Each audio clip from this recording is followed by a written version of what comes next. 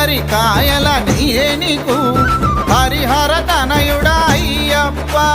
కొబ్బరికాయల నీయే నీకు హరిహర తనయుడా అయ్యప్ప ఇరుముడి నెత్తుకు వచ్చామయ్యా